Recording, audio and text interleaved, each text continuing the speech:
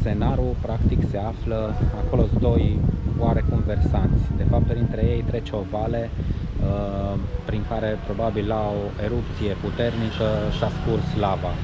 Pe partea asta e masivul, să zicem, pe care noi o să urcăm, nu știu exact până unde, până la Scenarul, și în partea cealaltă, dincolo de valea respectivă, e vârful Ringianii. Ăla, în mod normal, nu putem să-l vizităm acum, pentru că e închis Parcul Național. Sus e un lac, deci e un crater imens, o calderă, ca și la lacul Batur, doar că acum e închisă din cauza vremii.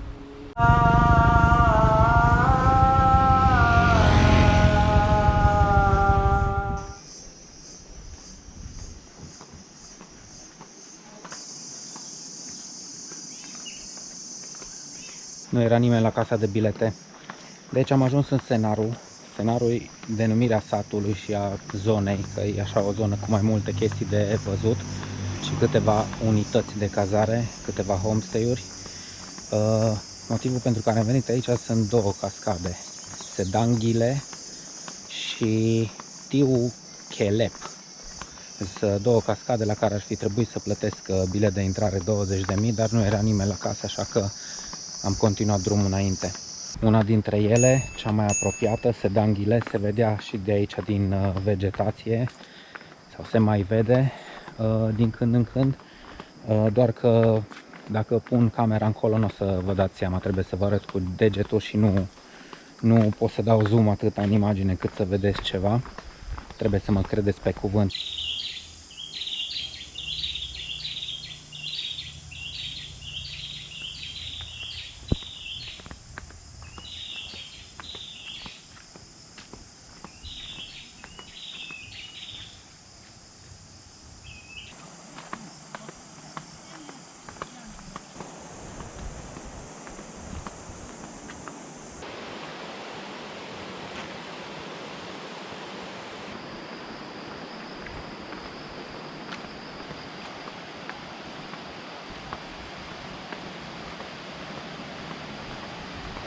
Am ajuns la un indicator.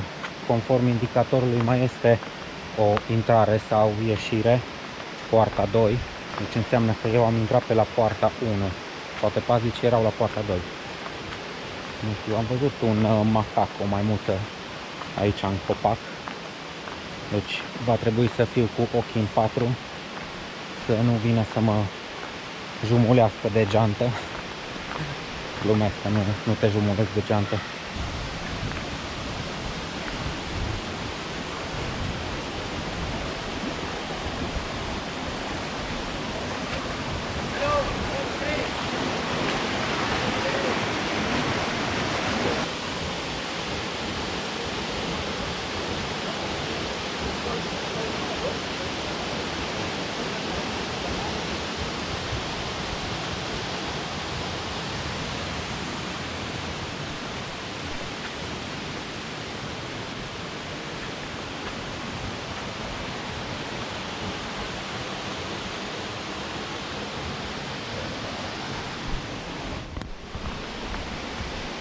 Arată promițător. Nu faptul că a alunecat terenul, ci cascada în sine. Ok, deci Sedanghila e asta, care se vede aici, și Tiu Chelep e mai sus, pe vale. Hai să vedem un pic despre ce e vorba aici. Am intersectat cu doi străini și am întrebat un pic și ziceau că la asta se poate merge ușor, adică pe cărarea asta amenajată. Și la cealaltă, de la un punct încolo, ar trebui să treci prin râu și ei n-au mai mers. Na, o să mergem și până acolo. Dacă pare prea dubios, nu o să mă bag. Dacă nu pare dubios, atunci o să vedem împreună și cascada cealaltă, Tiu Chelep.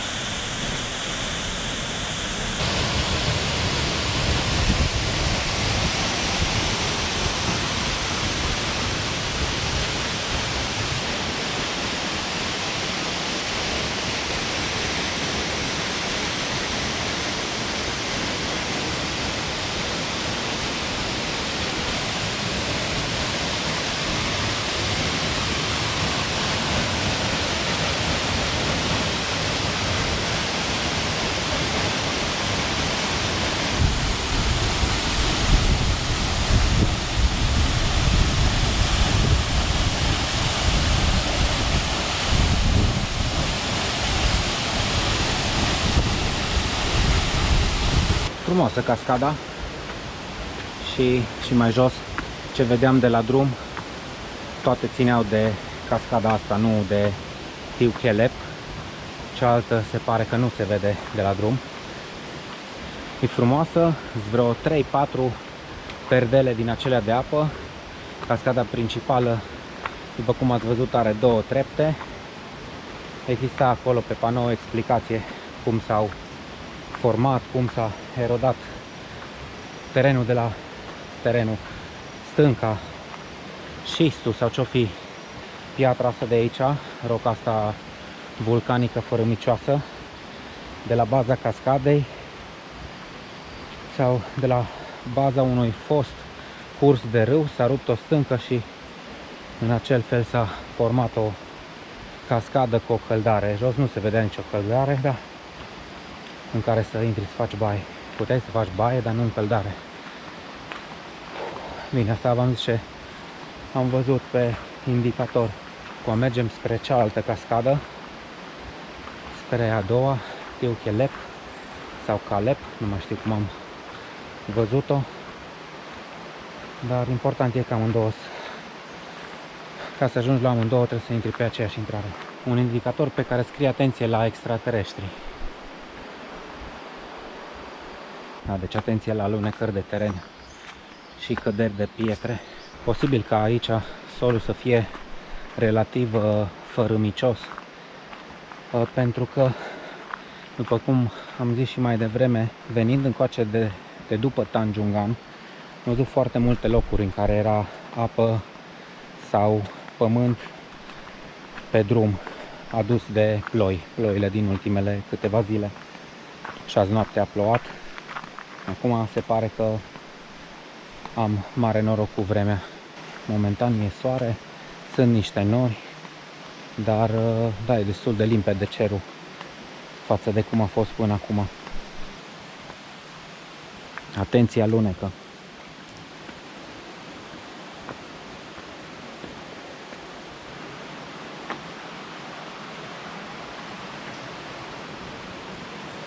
Și atenție, surupte treptele!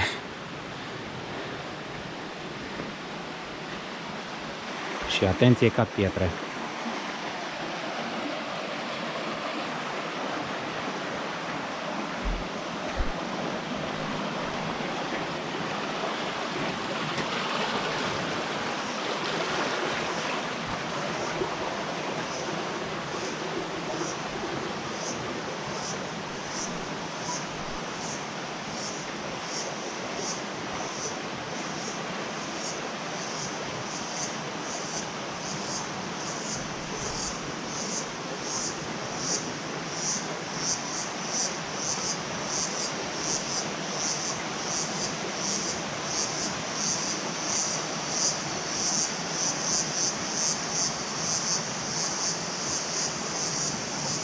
Foarte frumos podul ăsta. E un canal de poate irigații sau pentru apă potabilă. Apa e limpede, fiind așa sus la altitudine. Așa sus însemnând undeva la 1000 de metri, poate mai puțin, nu chiar 1000 de metri altitudine. Așa au făcut canalul, au lăsat găurile acelea de aerisire și poți să treci peste apă. Văd că în continuare mergem pe deasupra canalului, numai că aici a închis complet cu plăci de beton.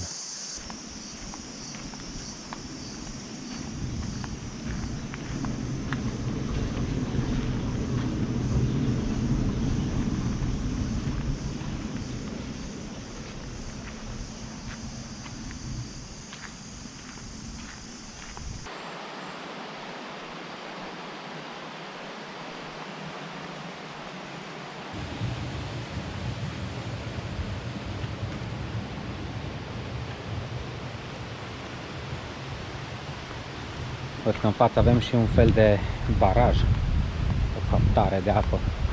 M-am intersectat cu niște oameni și i-am întrebat dacă se merge mult prin apă, puțin, trec acolo jos e cărarea. Hai să urcăm până pe baraj să vedem despre ce e vorba, să vedem lucrurile mai de la înălțime.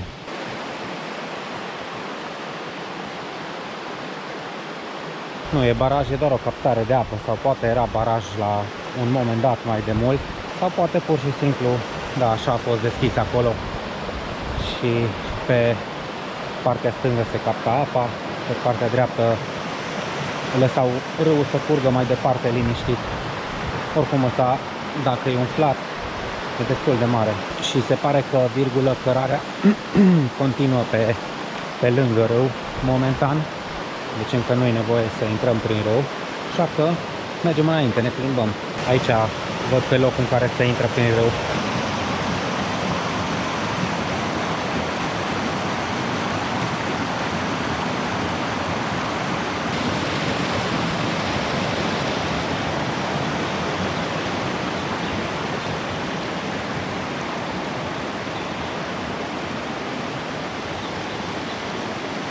O să merg până la oamenii ăia de acolo din față să întreb pe unde e accesul spre cascadă, dacă știu, ar trebui să știe, că bănuiesc că nu-i prin vegetația de pe partea dreaptă, s-ar putea totuși să fie pe aici, prin râu, cum spunea până acum toată lumea.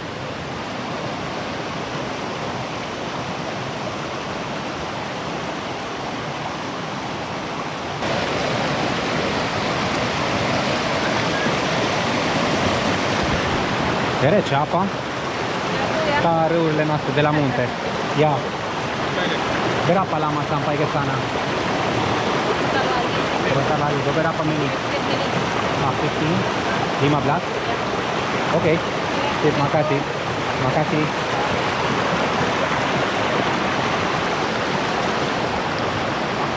Unde ăia de mai devreme ziceau că de acolo de unde eram, că durează 10 minute. 5 minute mai târziu am ajuns aici. Deci teoretic ar trebui să mai am 5 minute. Ăștia ziceau că durează 5 minute, 15 minute. Deci, ca de obicei, timpul e foarte relativ. Am mai văzut niște băieți mai în față. Mă duc spre ei.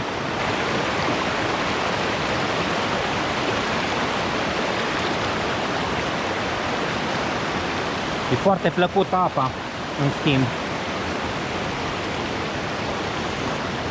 După ce vedem cascada o să fac o pauză. Am mișto, tocmai au aruncat o sticlă de plastic în apă băieții ăștia. Deci după ce o să văd cascada o să fac o pauză, mă spăl ca lumea, că e apă foarte plăcută, răcoroasă. Halo. Apa kabar? Baik, baik saja. Baik. Lewat sini ke air terjun? Ya. Ya. Makasih.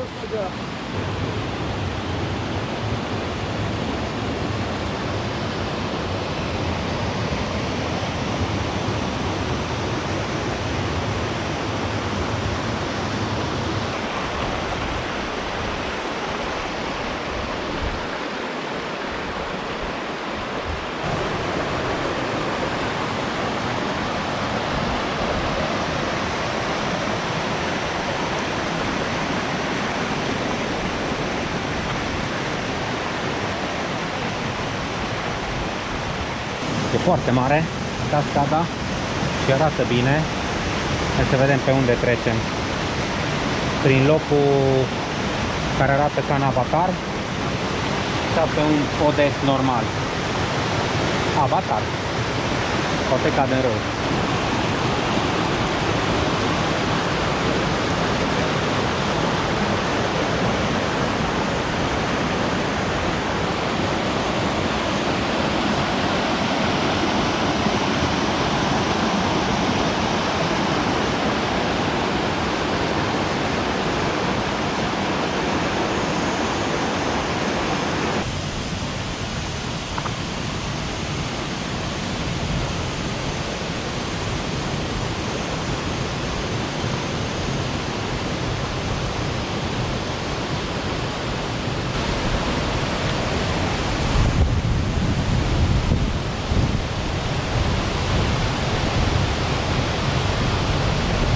Răcoarei, cât vapor de apă în aer.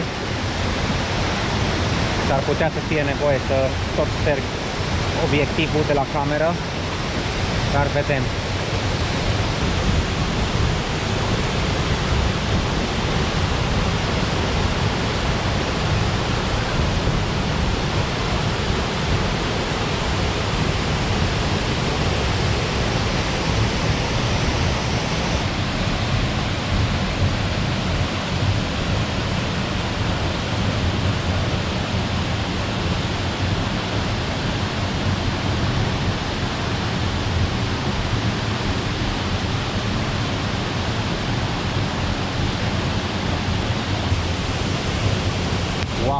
De adevăr e foarte frumoasă cascada asta.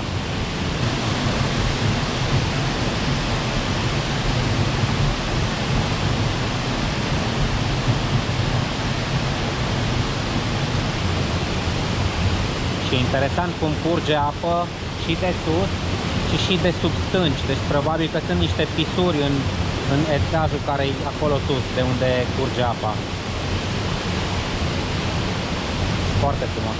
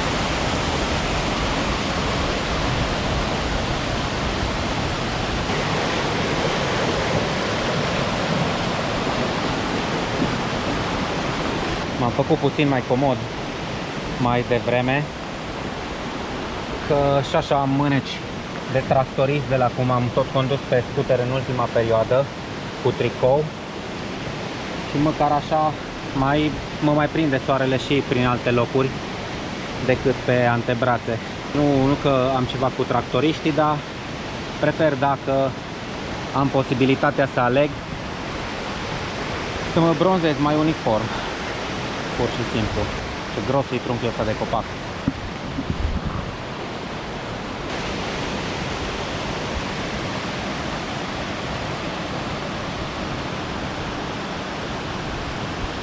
E impresionantă cascada. Că tot merg, fac 2 pași, mă întorc, mă mai uit odată, mai fac 2 pași, iar mă întorc. Parcă din orice loc de pe valea asta se vede frumos. Foarte mare. Apă curată și rece. Eu până acum cascadele pe care le-am văzut în Bali, opa, aici alunecă, cu șlapii mai ales. Deci după cum ziceam, cascadele pe care le-am văzut până acum în Bali, majoritatea sunt de joasă altitudine și apa era destul de murdară în aproape toate. Erau câteva excepții cele cu apă curată. Cele cu apă curată, majoritatea sunt în zona Munduc, zona lacului Beratan, unde încă n-am apucat să merg așa, să aprofundez zona. Să merg să-mi iau o cazare acolo și să merg stânga-dreapta în fiecare zi. O zi sau 2 sau cât e necesar să văd restul cascadelor. Dar urmează, după ce revin din Lombok, dacă mai rămâne niște timp până pornesc spre casă, asta o să fac, o să încerc să vizitez celelalte cascade care mi-au mai rămas din Bali. Lăsăm Bali la o parte, momentan suntem în Lombok. Hai să vedem ce facem în restul zilei. Practic, cum am trezit de vreme, mi-am la dispoziție jumătate de zi. Lucru care s-ar putea să-mi convină pentru marele plan de a merge mai departe și pe alte insule din est, de la est de Lombok. În valea asta se vede mult mai bine cum arată o junglă seculară, sănătoasă, foarte multe tipuri de pomi, foarte înalți și în general foarte multă vegetație.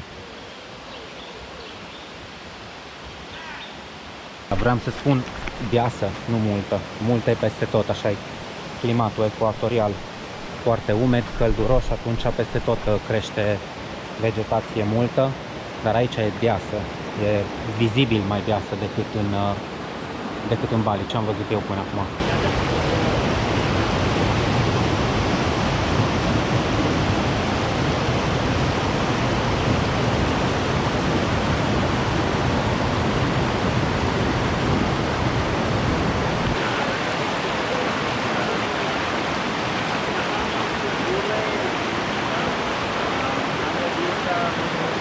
Aproape am rămas fără cuvinte. Cât de mult îmi place locul ăsta. E super frumos. Cum m-am oprit un pic aici, stau un pic la umbră, mai ies în soare. Mi-am pus hainele la uscat, fac o pauză așa, mă odihnesc, îmi revin puțin. Îmi revin, nu că aș avea o problemă decât cu capul, dar aia nu mai revine. Da, stau un pic, fumez o țigară, după care să merg mai departe. Văd acolo un om în spate care strânge gunoaie. Foarte ciudat. Și acolo lângă cascadă era un container de gunoi și cu toate astea tot aruncă lumea indoneziană, mă refer, indonezienii tot aruncă gunoi, cum erau și tinerii aia 4 cu care m-am intersectat chiar acolo erau. Și în timp ce povesteam cu camera am văzut că zboară o sticlă de plastic goală în apă. La pădurea în special e incredibilă aici, e așa de frumoasă și liniște, se aud păsări, fluturi, se văd. Am văzut o grămadă, dar nu am putut să-i filmez, că erau departe. Un loc special ăsta. Dacă ajungeți în Lombok și aveți timp să veniți până aici, merită toți banii. 20.000 de rupii intrarea. Ar fi fost, încă nici nu i-am plătit. Am oprit să beau ceva răcoritor într-un loc cu panoramă mișto, dar înainte de asta am vrut să vă arăt aici. Ai construit o machetă cât de cât a craterului Rinjani.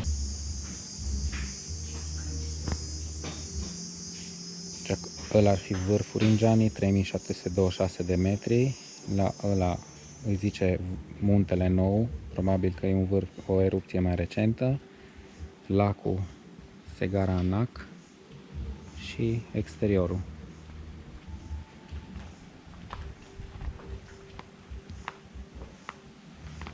Asta e valea despre care povesteam mai devreme și noi cu cascada suntem undeva în zona asta, la baza muntelui, pe la Wangan, se pare că.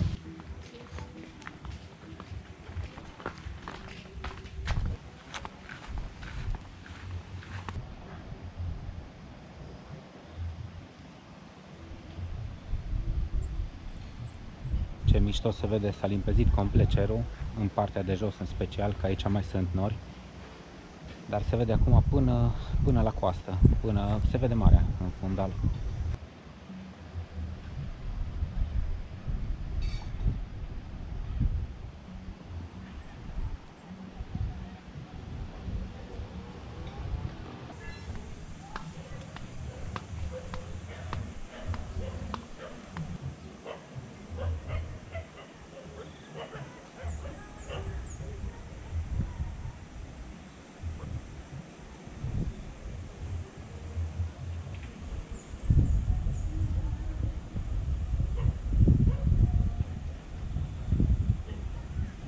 Foarte frumos se vede de aici cascada, prima cascadă pe care am văzut-o.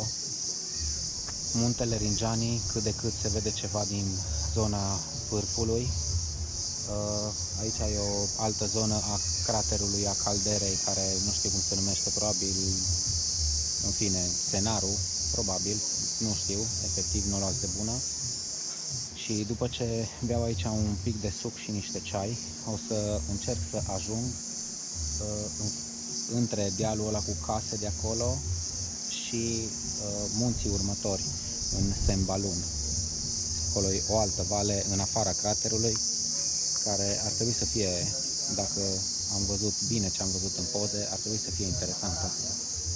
Da, foarte frumoase locuri. Merită 100%.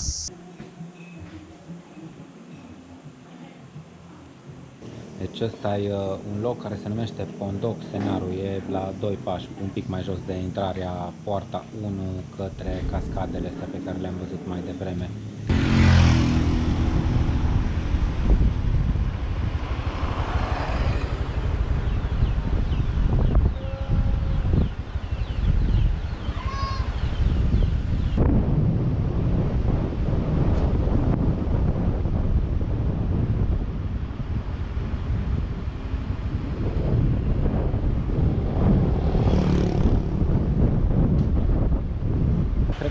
mai puțin, o să încerc să ajung la Sembalun, teoretic la o oră de mers de aici, dar cu tot cu pauze ar trebui să mă încadrez să ajung pe lumină, să nu mă prindă întunericul pe drum. Deci mai vedem din mers, mai povestim dacă mai e ceva. Ce frumos se vede acum vârful Rinjanii.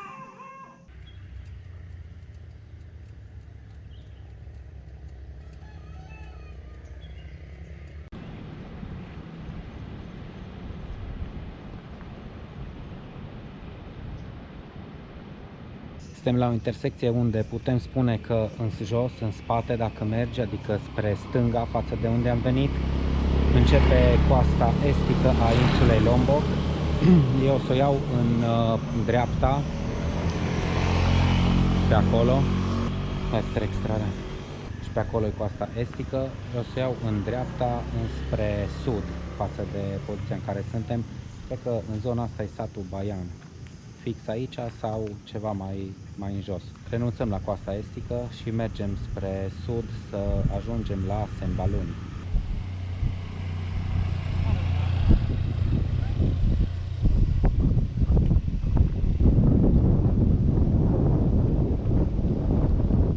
Urc în continuare pe un drum impecabil, deci ca în palmă, e asfaltat, cred că e destul de recent construit, dar în stare foarte bună.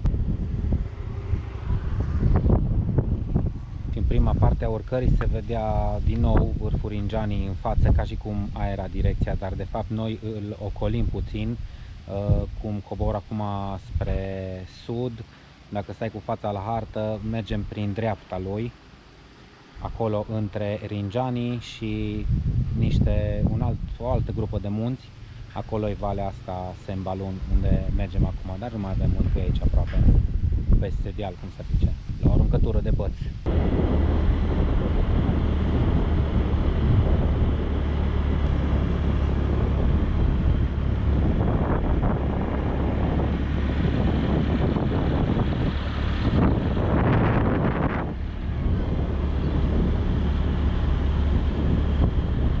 Am mai oprit odată să vă arăt un indicator de care n-am mai văzut până acum, un fel de atenție la maimuțe și alte rozătoare, cred.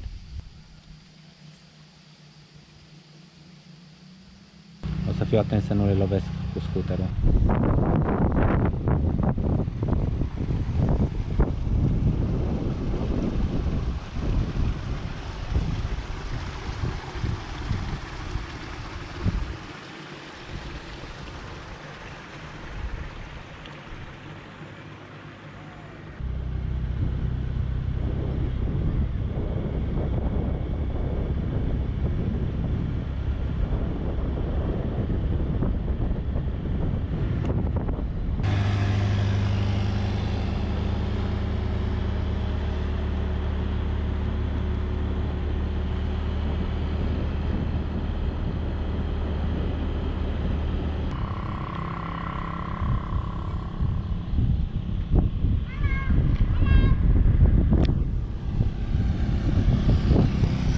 Practic am trecut de o tabliță pe care scria că bine ați venit în Sembalun.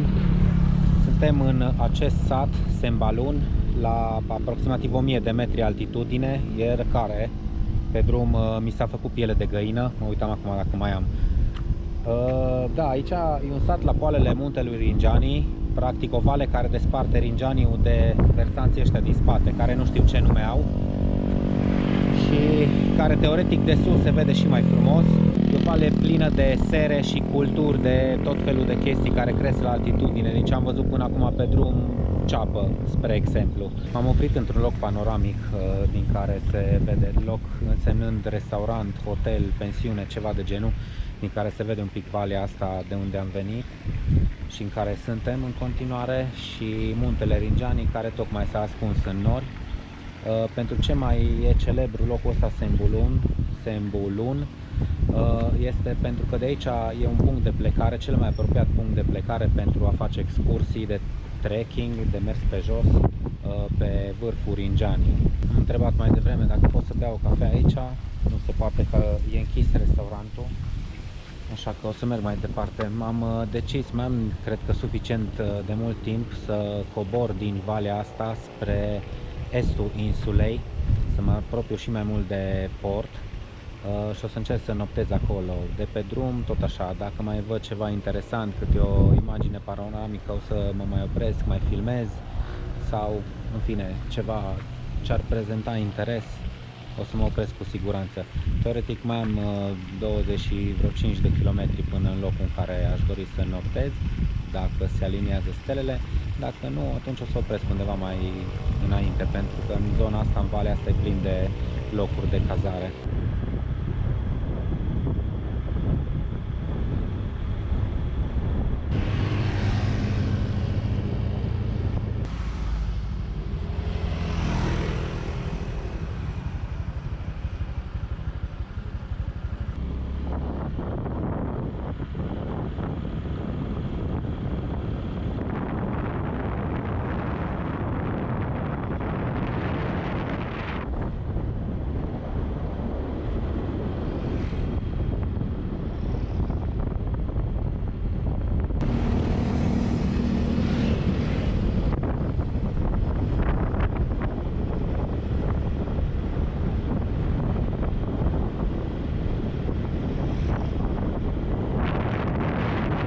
Ceapă, morcovi, varză, căpșuni, asta se cultivă aici. Că am văzut ce se vinde la barunguri sau la mesele astea de pe marginea drumului. Arată foarte bine valea asta, chiar dacă e așa populată de oameni. Eu cred că o să mă îmbrac în schimb, că mi-e frig și când stau și când mă opresc. Și e chiar foarte bine. Sub 20 de grade să pară. Mă distrează că deja în Lombok am pățit-o de câteva ori, să mă opresc într-un loc și să vină să se oprească cum și cetățeanul de pe partea cealaltă, câte unul, să mă filmeze, să-mi facă mie poze. Au trecut mai devreme un băiat pe scooter care filma și cred că totuși pe mine nu, că eu cine știe ce vedetă, dar nu sunt așa mulți albi de aici ca și în Bali sau în alte locuri turistice.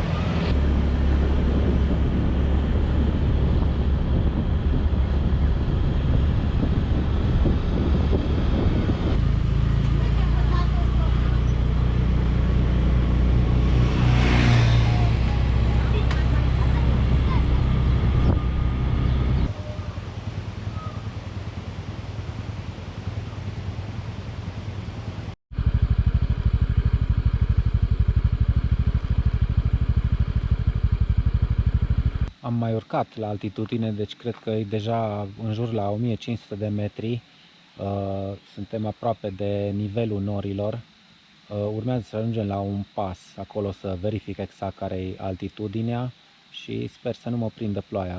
Copacii încep să dispară, deci se rărește pădurea și văd că, de fapt, am văzut de mai jos pe coamele culmilor, munților din jur. Nu mai sunt copaci, e doar un fel de iarbă așa mai mare, ca o savană. De fapt nu e savană, ăsta e un termen pe care îl foloseau jos ca un fel de o atracție turistică, savana, nu știu ce. Dar nu e iarbă de savană, e mare, dar nu e de 2 metri.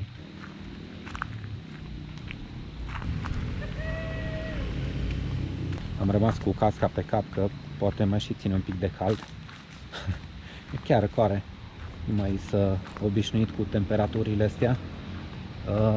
Da, am găsit un punct de belvedere foarte frumos. Că teoretic și din pasul ăla în care o să ajungem se vede, dar de aici vom fi mai aproape de valea asta.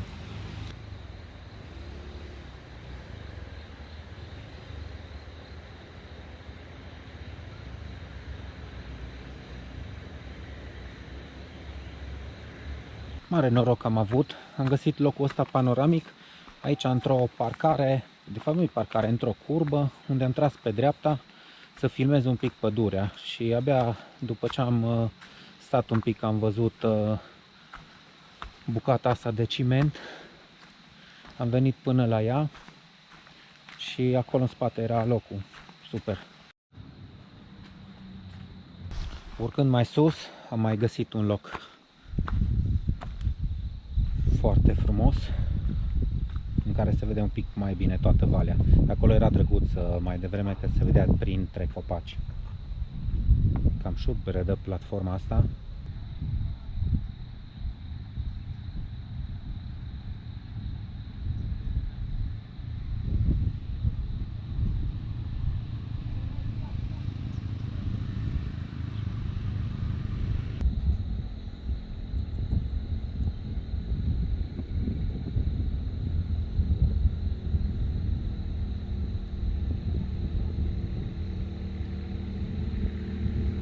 Aici în spate e și pasul, 1604 metri mi-arată aici, deci un pic, 1610 probabil că sunt acolo în pasul respectiv. Acolo sunt niște cetățeni, niște oameni care făceau semne să merg să parcheze acolo, probabil că încearcă să facă un ban necinstit de pe parcări. Dar da, eu nu mă mai opresc aici decât dacă se vede foarte frumos și în partea cealaltă. De aici, de la pasul ăsta, teoretic ar trebui să cobor până la locul în care să înnoptez în această noapte. Am văzut și niște maimuțe, dar nu le mai văd, că au dispărut, erau și pe aici. Vreau să le filmez, dar până am filmat valea, s-au retras. Da, uite acolo sus pe clădire. De aici nu se vede. Cred că o să mai opresc în pas să filmez maimuțele.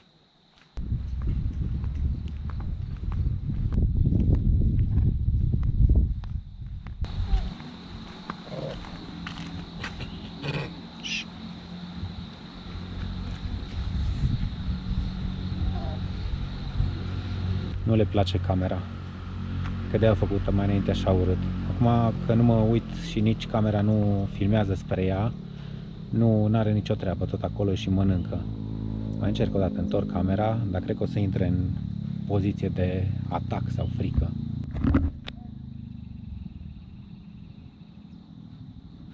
Au mai multă blană decât maimuțele alea din Bali. Dar nu-i de mirare că aici e frig, e chiar răcoare. Mai găsit încă o maimuță.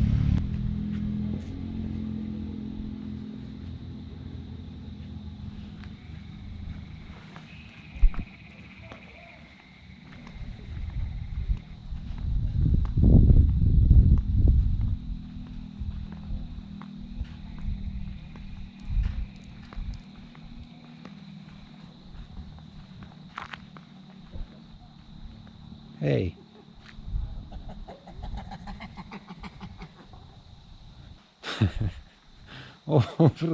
O vrut o tură de sex.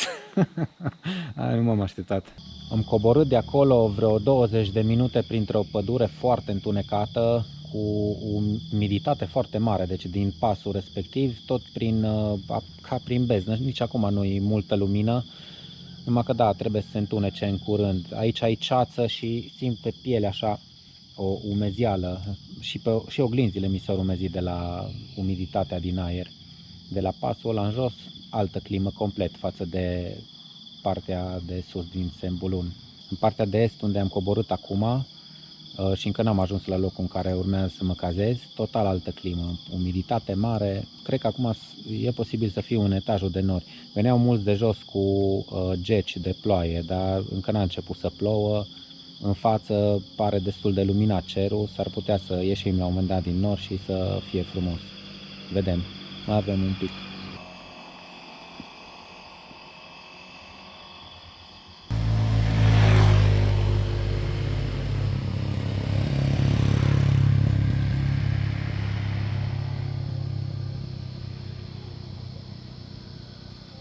N-am găsit cazarea pe care am căutat-o, dar într-un final am găsit alta. M-am învârtit pe aici, am ajuns pe niște drumuri totuși plin de noroi pe picioare. Destul de amuzant, în fine. Și văd că, virgulă, cazarea asta nici măcar sticlă nu are la geamuri, are o plasă. Dar n-are sticlă. Și zice acum, în timp ce m-am adus în cameră, că ce-au zis, oare, sunt foarte obosit. Că n-are aer condiționat. Și am zis, ok, oricum e altitudine și aici unde sunt acum, în Bale Langa sau așa ceva, zice la locație. Bela Langa, Bale Langa, ceva de genul ăla. E la altitudine, 800-1000 de metri aproximativ, în partea de est a insulei Lombok. Ok, mă duc să caut ceva de mâncare și aici o să închei filmul ăsta. Aveți grijă de voi, toate cele bune, o seară corectă și ne vedem mâine sau la un alt film. Ciao!